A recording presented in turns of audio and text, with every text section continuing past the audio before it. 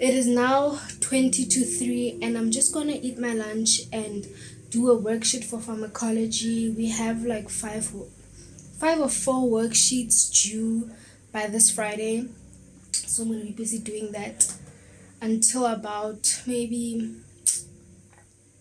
4 o'clock.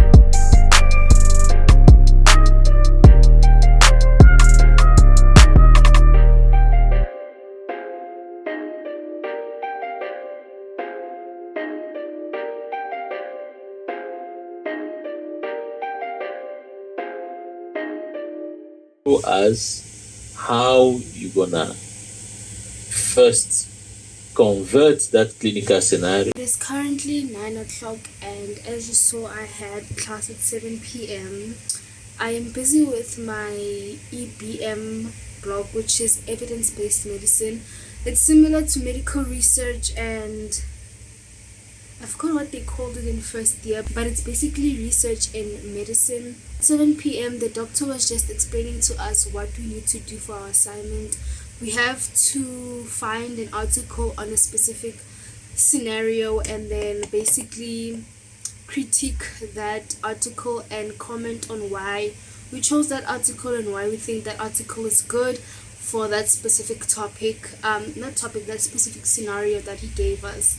So yeah, that was basically it. Class only lasted for like 30 minutes, and then earlier on we also had class which was basically the theory work of teaching us how to critique the article and to know if whether an article is good for us, is good to use.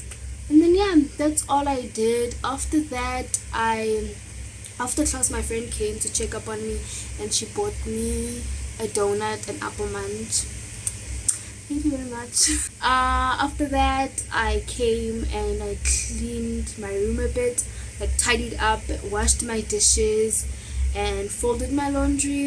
And yeah, that's it. Now it's 9 o'clock, and honestly, I don't think I'm going to study or do any schoolwork now because my brain is tired. You know what tired is? So I think I'm gonna just take an hour break and then come at 10 o'clock and then have an hour where I don't know what I'm gonna do. It's probably, and I have a lot of things I wrote down for today. This is my to-do list for today, and it ends here. It's a lot, but I've crossed out a lot of stuff.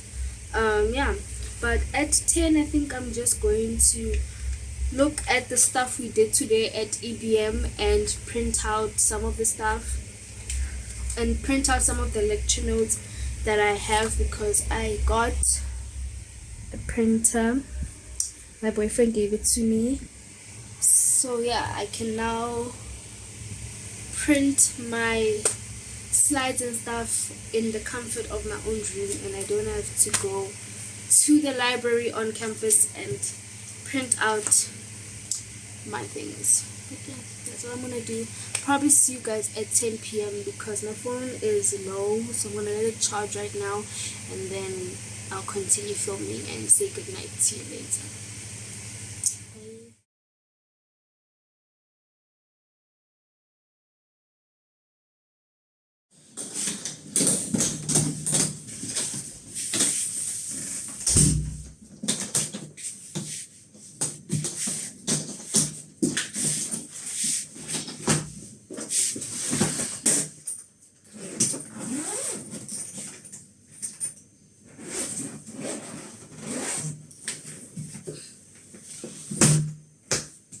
Good morning, everyone.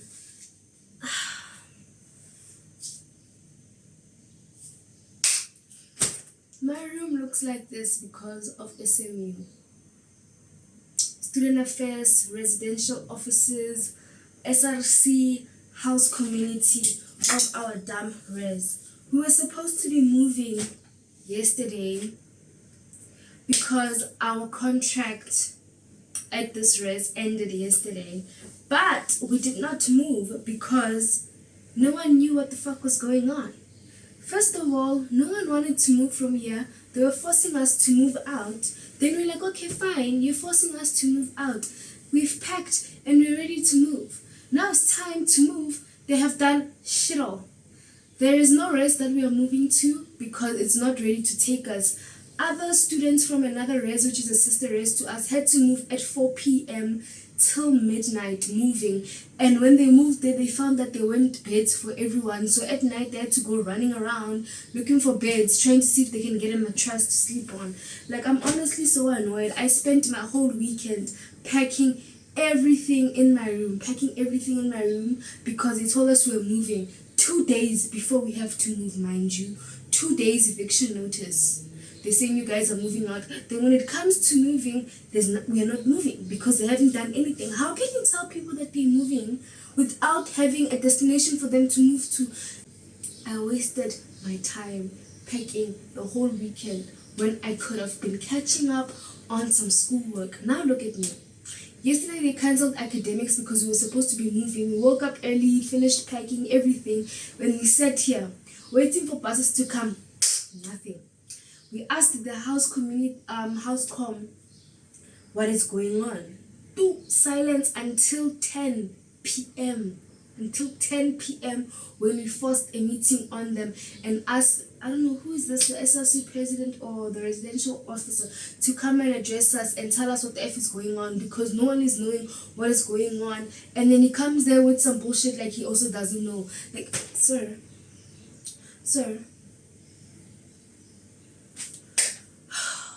I am so upset.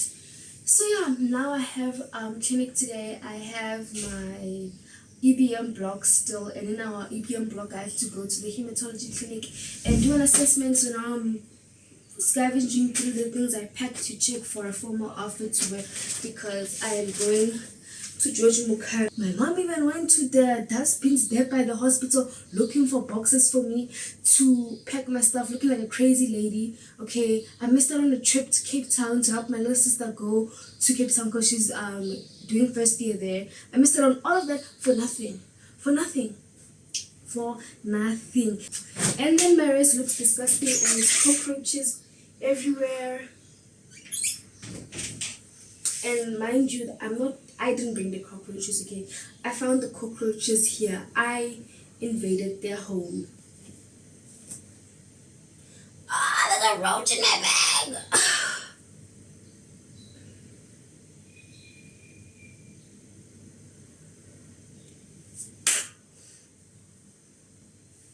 From the other parent and one abnormal gene from the other parent.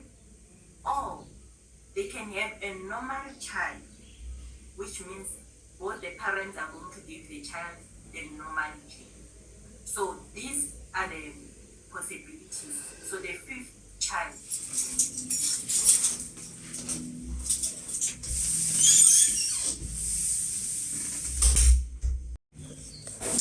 Hi everyone, so change of plans.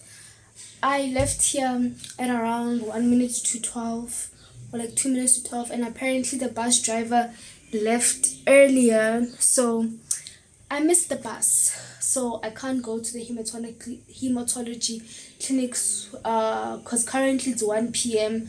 and they're starting at 1 p.m. But luckily I had a nice sister and I messaged her and she said it's fine, I'll just have to join next week's group. I just messaged her and told her that there was something happening there by the bus schedule because the bus left a bit earlier than they normally do, so I kind of missed the bus and I was in lecture, and when I went there to catch the bus, it wasn't there. It had left legit when I was exiting apparently. So right now I'm just going to change into some comfortable clothes because this is not very comfortable, and then I'm gonna start with reviewing the lecture that we did this morning on anemia. And yeah, I think that's all I'm gonna do.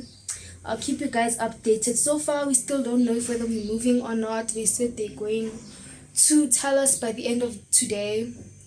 Your mental state. And yeah, so I just wanted to make... So I'm done with my February planner so far. This month I'm writing two tests. I have microbiology on the 23rd and EBM, which is evidence-based medicine, on the 25th.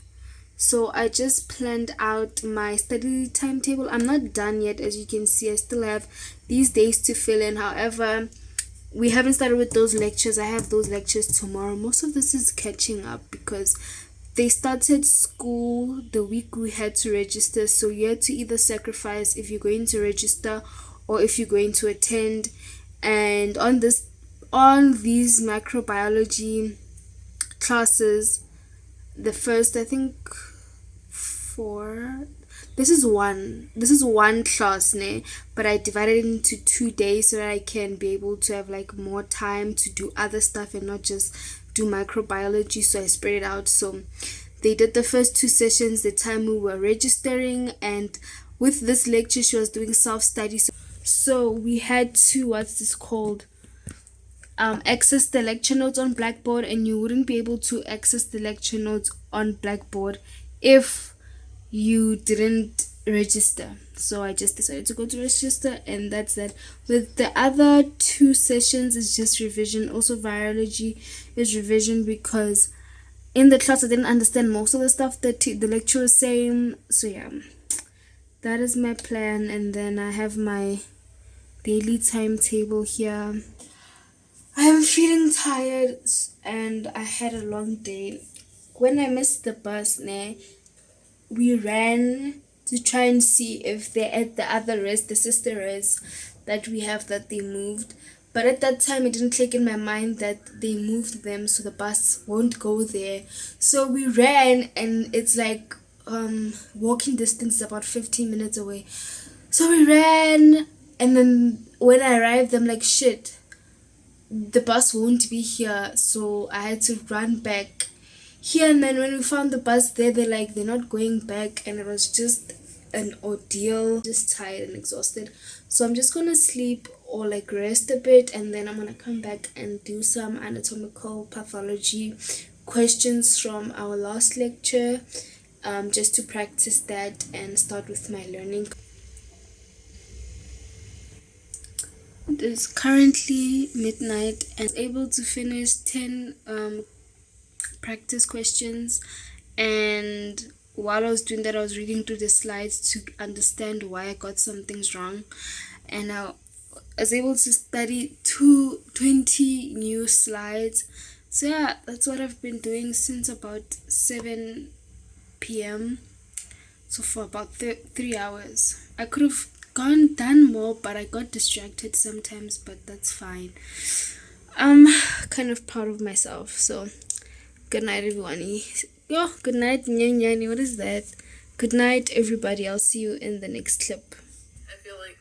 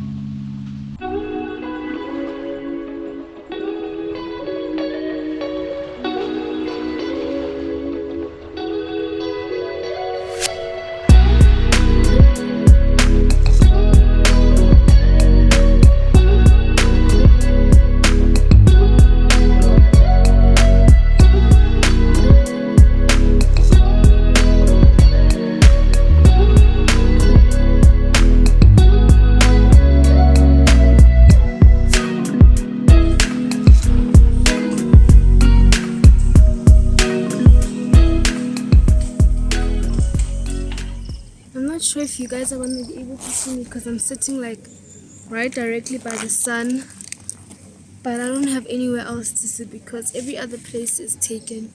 As you can see, that seat over there and there. I don't know if you can see that. I feel so awkward. What did I do? Okay. But anyway, I am here at the hematology. I'm here at the heme clinic, not heme clinic. I'm going to the heme clinic now. Currently 3 minutes past 11 and we're leaving at 11:30. So I'm writing down a list of things that I'm going to be asking my patient for, past medical history and stuff, so that I don't forget to ask anything. So that, like, I don't forget to ask anything. Yeah, that's it. It's so hot.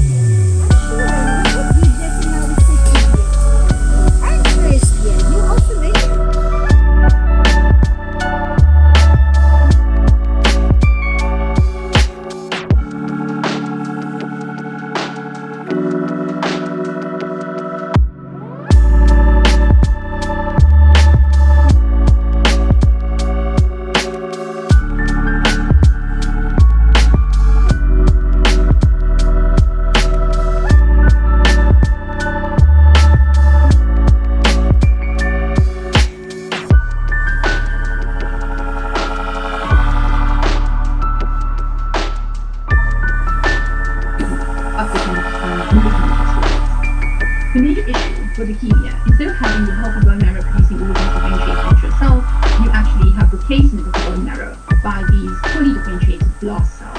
And these are abnormal cells. So I have realized that I really haven't spoken to you today, and that's because a lot happened today. A lot of things happened. Like, it was just busy. After I came back from block, I ate and I slept because I was just so exhausted, and I woke up and then catched up on a lecture that I missed today because I had to go to block and the times were clashing. So yeah, that's what I was doing, and now I'm done. I'm gonna sleep, but before I go to sleep, I wanted to explain to you guys basically what happened in the hematology clinic because I couldn't like film in there. I tried to film before we started, like to show you where we were and like the setup. I don't know if I got that because I tried to do it sneakily because I was kind of embarrassed to film in front of other students, so that's why I didn't do that. So basically we set up our stuff, and after setting up the tent, they brought in a patient. She was young. That was the first young patient I've ever seen because last year I saw an elderly patient, and this patient was 27, so she was cool to talk to, and it was relatively easy to talk to and ask her questions because she was kind of young in age and stuff. So basically during the hematology thing, apparently long time ago we were supposed to get a patient and then determine a diagnosis, but because of corona and all of that, they gave us a already diagnosed patient, and we just have to work backwards and see what was wrong with her when she came to the hospital to get diagnosed with the disease that she has. And with the hematology has to do with the blood, so any blood disorders. So our patient had chronic myeloid leukemia. We basically did normal clerking of a patient, which is examining a patient. We say clerking. Apparently clerking is the more professional term for it. I learned that this year. And you basically take your patient's history, you do your peripheral signs, and you check vital signs, and that's it.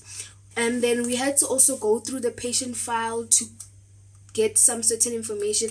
And one thing I will add is that in school they need to teach us how to read files, because you open that thing and there's a lot going on. There's a lot of things attached, a lot of medical terminology you don't understand, blood results, bone marrow results,